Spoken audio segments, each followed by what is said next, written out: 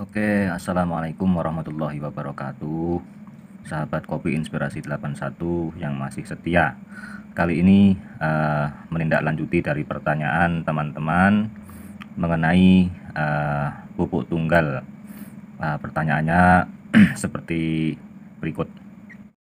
Itu berapa bulan sekali ngasih dolomit, SP36, urea sama borak? Coba buat video penjelasannya. Nah, menindaklanjuti pertanyaan tersebut, beliau ini ingin bagaimana caranya memupuk dengan menggunakan pupuk tunggal. Intinya dalam penyebarannya dalam 1 tahun itu bagaimana caranya ya. Di sini saya beri contoh tahap pemupukan kelapa sawit ya dengan tanaman menghasilkan ya, PM. Kemudian menggunakan pupuk tunggal umur 9 sampai 15 tahun, di mana umur sawit 9 sampai 15 tahun ini umur sawit yang paling banyak memakan pupuk ya, paling banyak memakan pupuk. Jadi dari penanya tersebut umur sawitnya kurang lebih 9 tahun. Jadi saya beri contoh yang umur sekian sekalian. Nah, dosis yang dicontohkan atau penetapan dosis dari PPKS itu sekali lagi untuk dosis masing-masing perusahaan itu punya legalitas masing-masing ya, punya ketentuan dosis masing-masing. Ini salah satu dari yang direkomendasikan.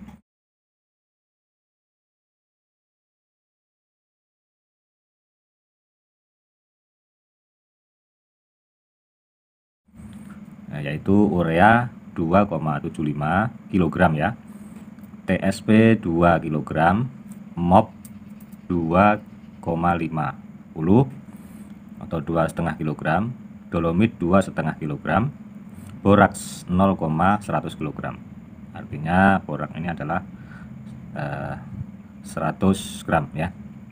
Jadi total pupuk untuk umur 9 tahun sampai 15 ini itu kisaran 9,850 kg per pokok per tahun. Jadi memang umur tahun 9 sampai 15 ini paling banyak makan pupuk gitu ya teman-teman. Ini untuk pupuk tunggal ya. Nah, bagaimana cara pembagiannya dalam 1 tahun ya, dari Januari sampai Desember. Oke teman-teman, di sini ada 2 tahap pemupukan saja. Teman-teman bisa menggunakan 3 sampai 4 tahap ya, 3 sampai 4 tahap. Kalau ini 2 tahap saja berarti cuma hitungan semester ya, semester 1 semester 2. Nah gitu ya teman-teman ya. Oke, langsung saja diawali dari tahap 1 Januari ya. Itu bisa kita menggunakan diawali dengan dolomit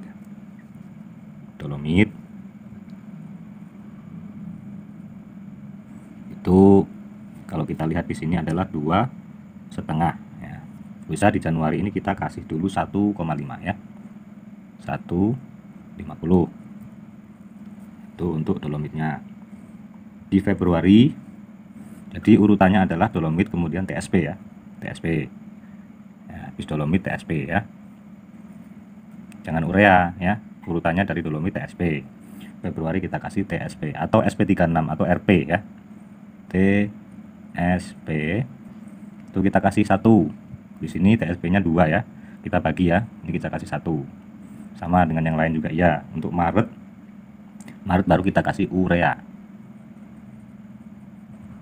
Nah, Maret kita kasih urea. Di sini 2,75. Kita kasih contohnya 1,75 ya. Kemudian April kita kasih MOP. Nah, MOP-nya di sini 2,5 ya. Coba kita kasih 1,50. Nah, baru Mei kita kasih boraks. Boraks ini bisa saja kita kasih langsung 0,100 atau di sini 50, nanti di semester kedua 50 ya. Kemudian Juni kita libur dulu. Kita libur pemupukan ya. Baru masuk tahap 2 Juli ya. Masukkan lagi dolomit ya, 1 kilo. Kemudian Agustus TSP ya 1 kilo. Kemudian September urea 1 kilo. Kemudian Oktober MOP atau KCL ya, kita kasih 1 kilo juga. Ini libur lagi sudah. Kalau kita boraknya tadi dibagi 2, maka di sini bisa ditambahi boraknya di sini ya 50 gram ya. Nah, ini libur ya.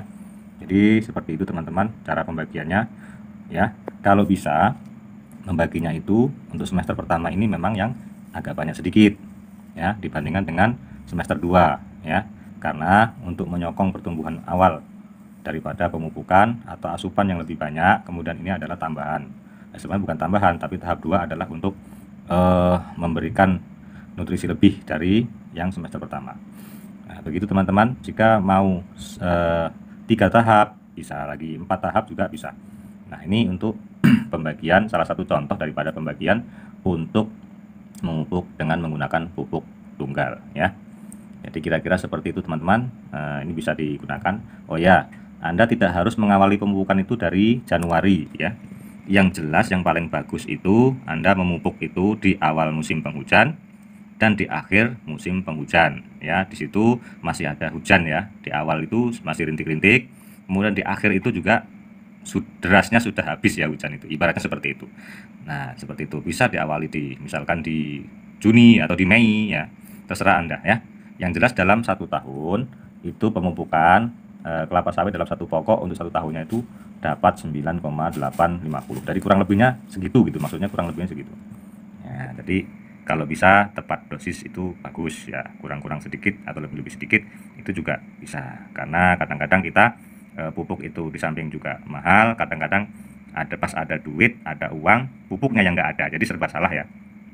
Cuman di sini kita tetap memberikan bagaimana teorinya, bagaimana baiknya. Untuk aplikasi di lapangan sesuaikan dengan yang ada di lapangan seperti apa ya.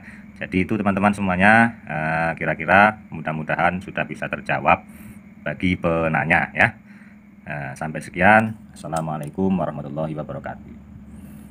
Salam Kopi Inspirasi 81, petani Indonesia semakin jaya.